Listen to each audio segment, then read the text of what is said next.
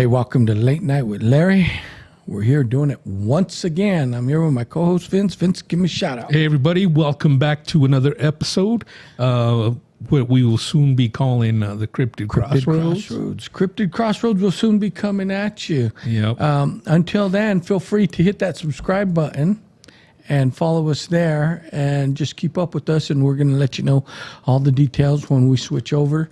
You'll be able to find us under the Cryptid Crossroads 505, that is. Whoa, that's right. And if you want to get in touch with us, now there's two ways you could do it. You could still email us at latenightwithlarry55@gmail.com, or you can now email us at cryptidcrossroads505@gmail.com. Right. So pick either one, but we want to hear from you. Right. And you could subscribe or prescribe, whatever you want. That's right. We'll take either. That's right.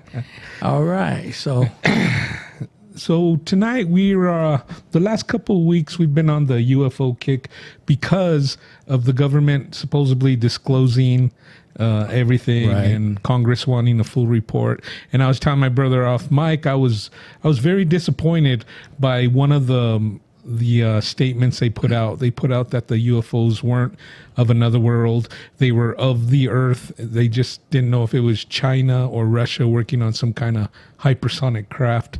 And that kind of just really disappointing when they say they're going to give full disclosure, then they feed us more bullshit. Right. And why would we expect anything different? It's bullshit after bullshit with the government. They insult our intelligence. They think we're not. But after that kind of left a bitter taste in my mouth. So yeah, we're going to switch gears and go back to our favorite topic. That's right. We're going to take it back to the Sasquatch topic. Yep. And I know you were just up there today scouting around. Yesterday. Yeah, yesterday I have a few days off, so my brother had to work. Somebody's got to hold down the fort. Someone's got to pay the bills. I just went for a ride scouting around. It just recently reopened the area we like to go to, so I went checking the roads because sometimes they have some pretty rough winters and it tears up the roads. Right. Now there's a lot of washboard, and the road we go back to anyway is pretty rugged. It is rugged. And it's a little more rugged, but it's still passable. I went and checked on the area where we like to camp, and it's pristine. I guess they got a lot of snowfall because it's all green. The nice green grass of home. That's right. And soon we'll be making a trip up there. And hopefully we get some squatchiness going on. Right. Now, I wanted to get down and look around a little bit, but I just didn't have the time. I had to come back. I had other things going on. It was just a quick trip. Usually when we go, we plan it, so we have more time to look around. Right. It's a planned event. But you know, sometimes we just, on the spur of the moment, take a ride up there to check it out. Anyway, back to the topic of Sasquatch. I've recently been looking at a post that was on Facebook, and it was a female to our group, you know, our Bigfoot group on Facebook. And she has a picture, and it's a pretty clear picture of a baby fawn in a field, and it's supposed to be a little juvenile Sasquatch. Now, if any of you are familiar with the series that goes way back to the late 70s, early 80s, called Land of the Lost, they had a little creature on there called Chaka. Yep. And this creature looked just like him. And for those of you that don't know what I'm talking about, do a Google, just do an internet search and Google Land of the Lost Chaka, and you'll see what I'm talking about. Right. It'll even bring up some of the old episodes. And actually, 3 of the characters were like Bigfoot-like characters. Right, they were. And her question to the group is, look at the picture, and it was real or fake. It was a pretty good picture, but I don't know if, I just don't know if I'm going to say real, because it's one of the clearest pictures I've ever seen. Right. But before we decide if it's real or fake, we forgot our our tradition. Our tradition. Well, yeah, my brother left me up in the Hamas doing this all by myself. That's right. So this is to you and to the picture of Chaka. Chaka. And not to be confused with Chaka Khan. That's right. Okay, here's to you. To you. Oh man, that that's fire good. water still is good. That is good fire water. It's Jim Beam fire. That's why we call it fire water. That's right. So, No other reason. so she also recently posted another question saying, since she saw that picture, she can no longer find it, and she's been searching, looking for it, and it's not populating. She's getting all different stories and different, but she's not getting that picture. So I don't know where she originally got it from, but she says she can't find it again. You know, that's interesting because we've talked about this before. Certain pictures like that, or even certain YouTube Videos, channels. yeah. The videos, for some reason, they just get pulled and they disappear. And so when they disappear like that, it makes me wonder, is this the genuine article because it gets pulled and no one could find it, you know? If I own that content, there's no way in hell I'd be pulling it down. No. I'd leave it up there so everyone could look at it and come to their own conclusion. And if they pulled it down, I would post it again and again until they kick me off. That's right, because you own the picture. Right. Just post it and post it. Right. But it was an interesting picture. Now the topic again has come up, circulating on social media. Once again, the topic of, do we hunt Bigfoot? And I've had a lot of people come back and say no, that they wouldn't do it. They're like, one guy made reference and said, you know, this topic's surfacing again, and I'm a hunter, but when we hunt for deer, elk, whatever we usually hunt for, we eat the meat, is what he's saying. Right. But there's always these big game hunters who kill just to kill. Yeah. Which I don't agree with. I don't agree with it either. And like I said, before we go and kill something that could possibly have human DNA, we really need to think about it. There again, you know, I've heard comparisons. Is it Neanderthal man who survived? But I don't think so. I think this creature it's a total different species than Neanderthal, than us, or any other creature out there. I think it falls within its own category. Right. I seen a show, I want to say on the Travel Channel, about a guy. He's been in his backwoods by his house. He's been researching Bigfoot for 20 years. 20 years ago is when he first saw it. Right. And he has some pretty intriguing pictures. They'll make you think. They're pretty clear. Now, he said that Bigfoot is not an ape. Bigfoot is a race of human, he said. And they're just, you know, they've adapted to the wilderness. That's why they got more hair. Right. So I don't know. That's his theory. He claims he's gotten within 10 feet of them. I mean, that's a pretty good theory, because let's go back, take it like we'll always reference the tribes, because they've been handed down generation to generation about stories about these creatures, you know, being in the woods, and they tell the kids you don't go out at night because of the hairy man, or all the tribes have a story about these creatures, right? Especially the northern tribes up in the heavily forested areas like in Seattle and Canada and those areas. They have definitely stories, and they're referenced in paintings, statues, you know. So they call them the Forest Brothers too. So. Right. I was going to say even the local tribes here, where this is high desert, so some of it's not necessarily forest. Right. But, you know, where everything here is along the forest line, because you go north not long and you're in the forest. Right. But they have words for him, names, and also the petroglyphs have drawings that date who knows how far back. Right. And we've heard stories. I mean, we told one on an episode way far back that was told by a Navajo elder. And do you remember that story where they had to survive the winter? Right. While the men went out and fought, fighting basically the government because they're putting them on the reservations. Right. And, you know, but the women and children got left behind, and it was a hard winter. And they talk about these creatures bringing deer carcasses to them. Right, to keep them fed throughout the winter. If they wouldn't have done that, they would all starved. Right. Now, that was actually at a Bigfoot convention Yes. that one of the speakers told that story. Right. That was And pretty intriguing. He had a lot of evidence. It was a pretty nice little thing. I wish they would have continued it over here. I wish they would have too, because I think it would have been successful. I think it would have just got bigger. Yeah, I think they had a pretty good turnout. Well, they had their vendors. You know, it was like it was a Bigfoot festival or something. It was Bigfoot Blues and Brews. Right. So they had food vendors, and all the vendors ran out of food. So that's a pretty indication it went well. Mm-hmm. But he had some intriguing stories. He's the same professor from UNM who took his class on an expedition and got hammered for it. Yeah, he did. He did. But, you know. Over $1,000.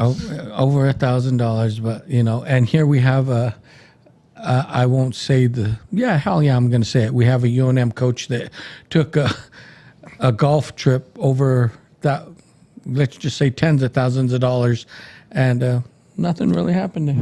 Right. So, anyway, back to our Squatchy adventures. right.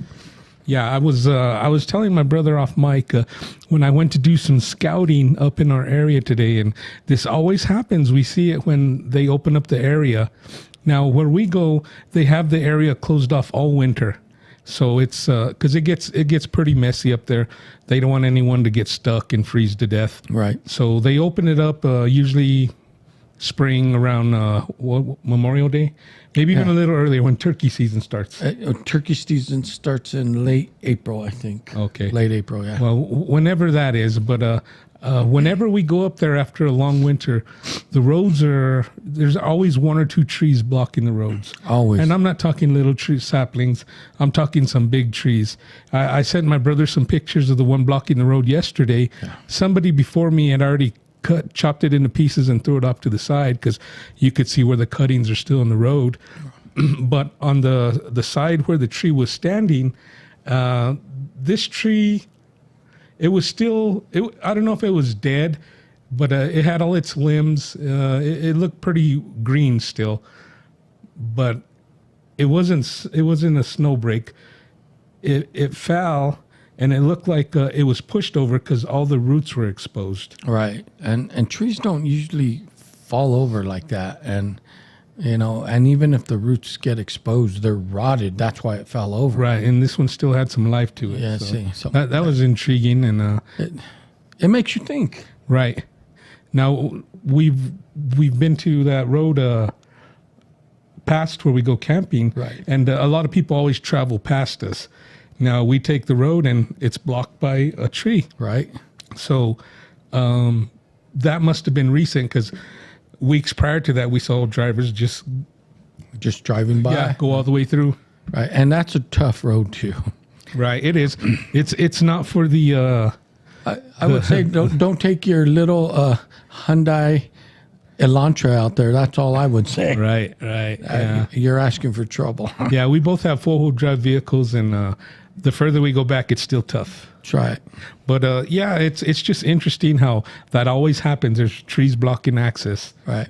Now that we're on the Sasquatch subject, I recently watched, and I do believe this was on Amazon. It was a recent addition to Amazon. Has some of the best, in my opinion, some of the best Bigfoot documentaries because they have a lot of them. That's why. Right. And this one was added, and it was about Bigfoot stories, and it wasn't very long, but these stories they went in the story. They referenced that the Bigfoot are there again, Nephilim. They're hybrids. They're from the fallen angels, and they're offspring from them.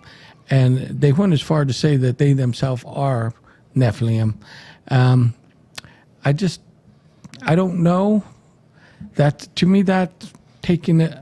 Well, maybe a little far, but. I don't know. I just don't think that they're Nephilim.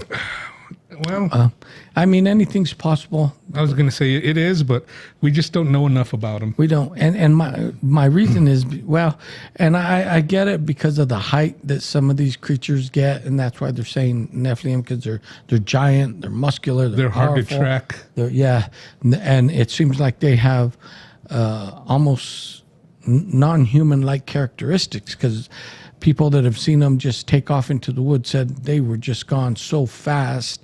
2 steps and they're out of sight. Yeah, and like cloaking abilities. It's Right. So, but I've always just thought of the Nephilim as different, but I guess I would have to dig deeper into, and there are some books that write about these creatures being the Nephilim. Right. I'd have to really dig in and see why they think that. Right. And maybe they'll convince me. It's hard because, like I said, I don't think we know enough about them. I think that's all theory. It is, Just like these so-called Bigfoot experts that they have speak at conventions. It's all theory. I mean, do they have one in captivity? How do they study them? That's what I'm saying. No one's a Bigfoot expert because no one has one in captivity. Right. And no one's lived among them. Now, you and I have both watched several documentaries on Bigfoot on Amazon or Discovery Plus. or whatever other channels you have. Right. And some of them make you think, but then some of them just, they kind of discredit the whole community. They do.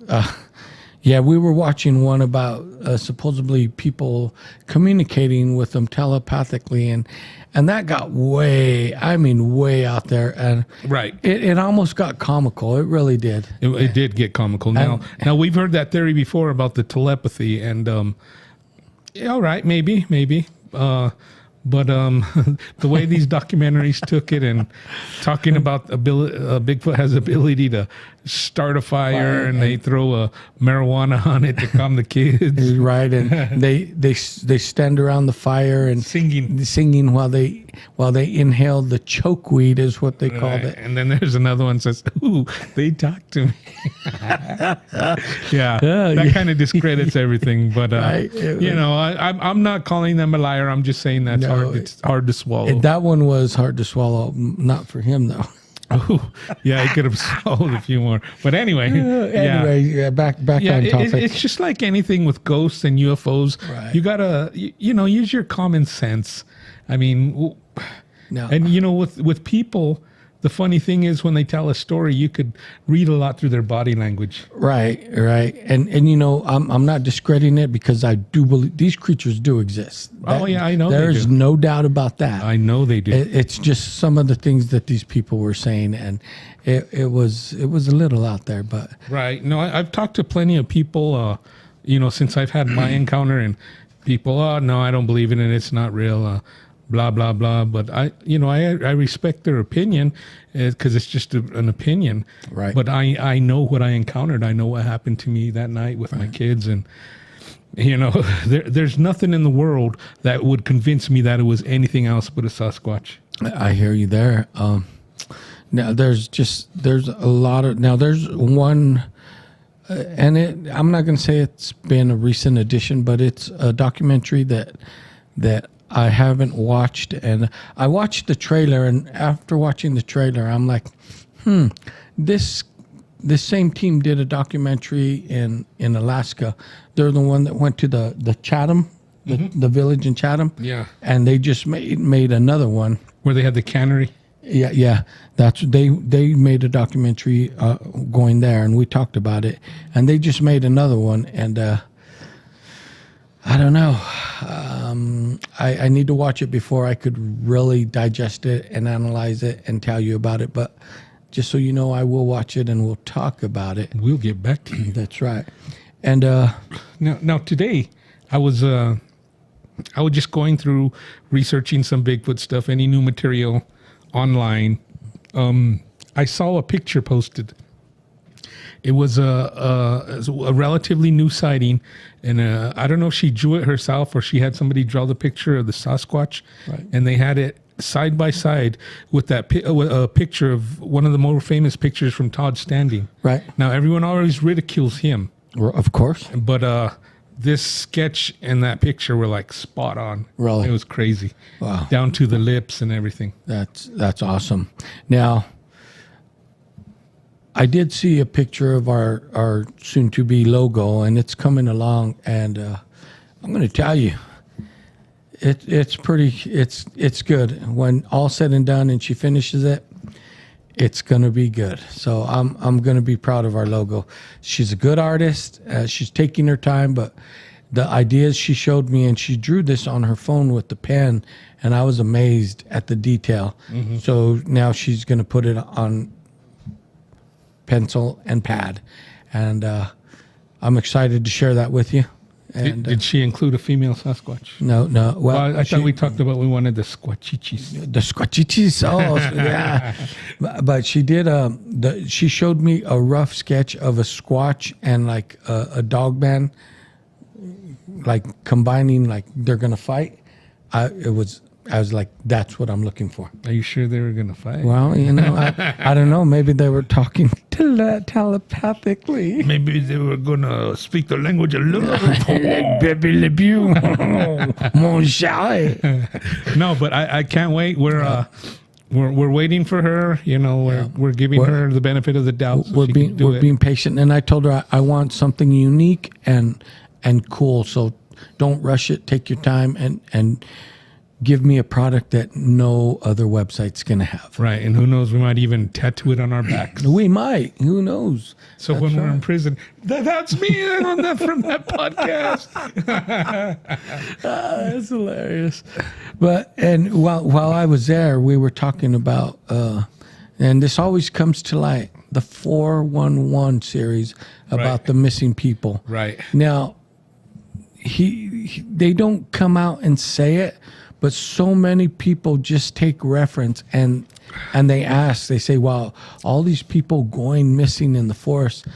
One of the things that everyone has said that I've talked to about it is, do you think it's Bigfoot's stealing people?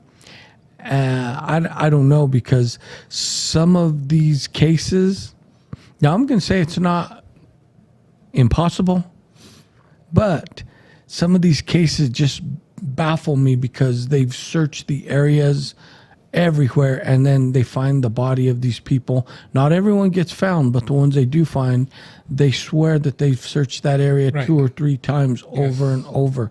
And then they find a body there, and how they find the clothes or where they find the clothes. Just, I'm baffled by the 411 case. Right. I've heard a couple of those stories, and like you said about the bodies, but not only the bodies, they scour from like the campsite and nothing, but on the way back, they'll find shoes or articles of clothing. Right. Like, hey, something followed us and dropped these. And what makes me think, and why I entertain the thought that it could be a Bigfoot, is like they've talked about people that have been in contact before they went missing, and they're like, there's some people in the bushes that are following me or watching me, and then they come up missing. Right. And it's just coincidence, or is it really Bigfoot? Now, I've seen a lot of, I don't know if they're BS or they're actually real, but like signs from the Pacific Northwest about if you see a Bigfoot, it says, don't make eye contact, don't run, just back out slowly.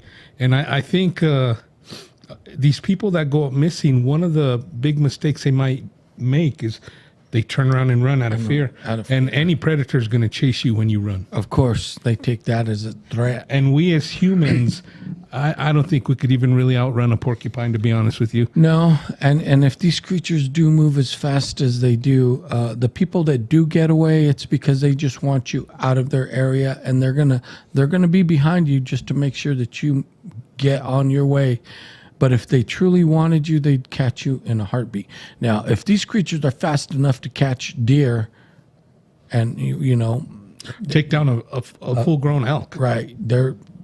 We're no problem. They got you. You're done. Right. Now, and that's why I think that if they would back out and, just like you would with any predator, of course, the turn and run, that triggers the instinct. I think I could just stand there and they'd smell my britches being full, and they think that meat's rotten. I don't want it. Oh, God. They're like, no, that one's rotten. We don't want to eat that one. Or I'll tell one of my dumb jokes and like, that one's going to taste funny. Anyway. Yeah, but I think there is something to all these missing people, because a lot of it don't make the news, but there's a lot of people who go missing in national parks, but there's a lot of people who go missing everywhere. It's just the national parks get the attention. Right. And What it is, I don't know, but people do come up missing all the time. And I mean, it could be anything, but when you find these people's shoes in a tree, I mean, that cuts out 99% of the animals in the forest. Well, and there's unless they got like beat up by a tribe of chipmunks. And there's a theory, and I watched a documentary on it. It doesn't reference Bigfoot, but it made me think about Bigfoot. There's a stretch of highway that goes in from the Pacific Northwest into Canada, and they say like over 400 women have been reported missing on that road. Not men, women. And that makes me think, their theory is there may be a serial killer out there. And I'm like, well, for 400 women to disappear over X amount of years, Wow. It's like 1 or 2 a year come up missing, and they get reported missing, and they never get found. Never, Right. ever. That kind of brings you back to the story of the forest bride. That's where I was going. Do these creatures truly abduct women for themselves? And, I don't know. Do they breed with them? I don't know, but it's kind of a practice that has gone back since the beginning of time. I mean, I still abduct women. I just use alcohol. No, that was a joke. I don't. But they come willing. Right. Yeah. Sure. No, that was a joke. That was a bad joke. I retract my statement. Was it? No. I did not have sexual relations with that girl. Hey, if it worked for Clint, it should work for me. That's right. That's your out right there. Yeah. But there are, I've heard stories from the local tribes here about the forest bride theory. They abduct women, and I don't know if it'll take or what, if our DNA is just not similar enough. But who knows? He said they usually keep these women until they die or escape. Right. It makes me think, I don't know. And because they have said that some of the DNA has been mixed with humans, so that really makes you think. Right. Now, I'm going to go back to something I referenced a while back. It was if you're familiar with M.K. Davis, or if you're not, you should look him up on Facebook or YouTube. He does a lot of photo restoration of old photos. And he came across one from a tribe who claimed that their women had been abducted, throughout time from Bigfoots. And I guess he said they would breeding or whatever, but he restored a photo, and a couple of the guys in the photo had irregularly large feet. Right. They had spots on their body where they were hairy, really hairy. Right. It just it makes you think, I don't know. Is that a hybrid? Right. Did something take or right? And it may take. And we don't really know, because we don't know. They say human DNA, but we don't know how much. Right. Now, do they have human DNA or do we have Bigfoot DNA? Who knows? But that's an interesting theory. And of course, if these creatures abduct women, and who knows what they're going to do with them? Right. They may abuse them for a while and then kill them, or they don't feed them, or the girls don't eat, and then they just die. Right. And I would think that if some of them try to get away, and these big powerful males don't want them to, they could possibly kill them one blow. Right. I mean, maybe another Sasquatch could handle one blow, but it would kill a human. That's what I'm saying. They may get in scuffles with other female Sasquatches where one of their backhands or whatnot it's going to be absorbed by that other Sasquatch, because she's just as big as powerful as they are. But for a 5'6", 120-pound woman, that's going to end it right there. Yeah. And not only women, that would end it for us. For a man too. You're right. You're right. But there again, I do hear stories of them being aggressive and violent like that, but we don't know. Like right. said, now we just don't know enough. There's two sides of the fence. Some people say they're very passive. You go along your business, they'll go along theirs. Right. And there's some who say they're aggressive and they will kill you. But that takes us back to the Navajos. and the story that That where they provided deer carcasses. So no, where the native in our family, his grandmother told him that there was two kind of Sasquatch, Right. the reds and the browns. Right. The browns were passive and the reds were aggressive. And not to get off subject here at the end, but another subject we need to research that he talked to us about. Well, I don't know if you were there or it was just me, but the ant people. No, I How didn't. they talked about when the meteor hit, how the ant people took Took them down into the ground to survive. to survive. Now, the story was they took him for 10 years, but he said his grandfather told him they took him for 100. Yeah.